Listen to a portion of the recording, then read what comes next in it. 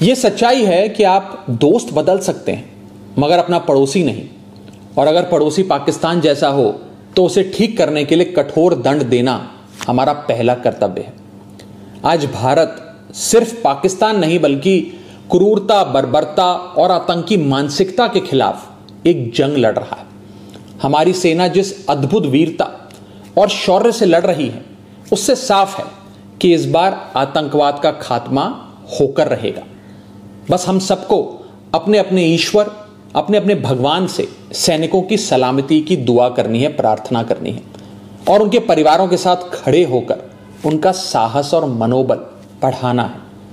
जिन परिवारों से निकलकर कर्नल सोफिया कुरैशी और विंग कमांडर व्योमिका सिंह जैसी बेटियां तिरंगे की शान संभाल रही हैं, जिन परिवारों के बेटे सरहद पर दुश्मन का मुकाबला कर रहे हैं, उन परिवारों के साथ चट्टान की तरह खड़ा होना है। दुनिया जानती है कि हमारा ये उसूल है, ना हम किसी को पहले छेड़ते हैं और ना ही बाद में किसी को छोड़ते हैं।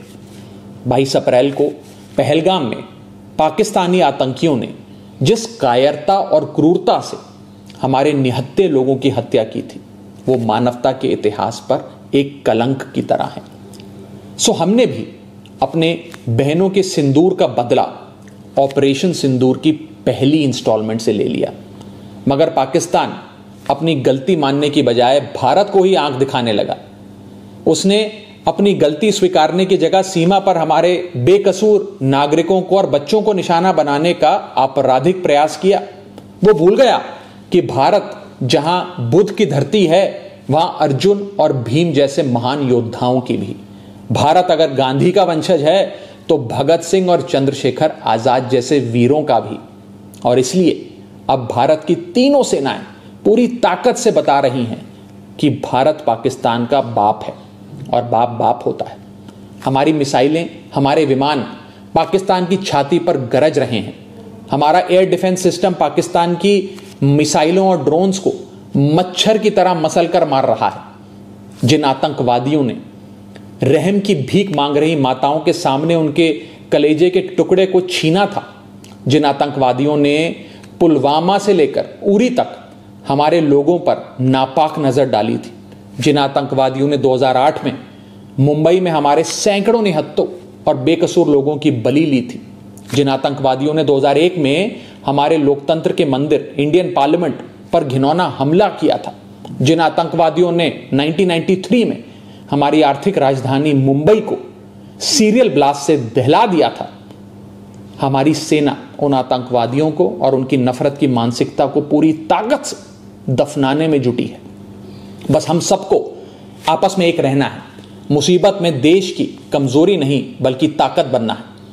हम किसी भी धर्म, किसी भी जाति या किसी भी राजनीतिक दल से जुड़े हैं, किसी भी नेता को फॉलो करते हैं, इससे ज्यादा महत्वपूर्ण बात यह है कि हम सब हिंदुस्तानी हैं। We are all Indians. अगर कोई हमारे देश और मातृभूमि की तरफ आंख उठाएगा उसका जवाब हम सब मिलकर देंगे। हमारी आर्मी, नेवी और एयरफोर्स पाकिस्तान को फिर से याद दिला रहे हैं कि ऐसे ही 1971 में उसको धूल चटाई थी, ऐसे ही पाकिस्तान के 90,000 से अधिक सैनिकों को घुटनों पर लाकर भारत ने नया बांग्लादेश बनाया था।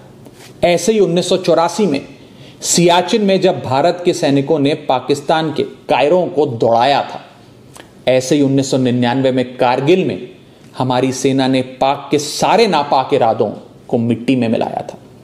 मगर पाकिस्तान की मेमोरी लगता है कमजोर है, इसलिए समय समय पर याद दिलाना पड़ता है। जो देश 24 घंटे 365 दिन पूरी दुनिया के सामने भीख का कटोरा लेकर खड़ा रहता है, जो देश अपने बच्चों के हिस्से का दूध आतंकियों को पिलाता है, उसका फन कुचलने का इस बार इरादा हर हिंदुस्तानी ने ठान लिया है।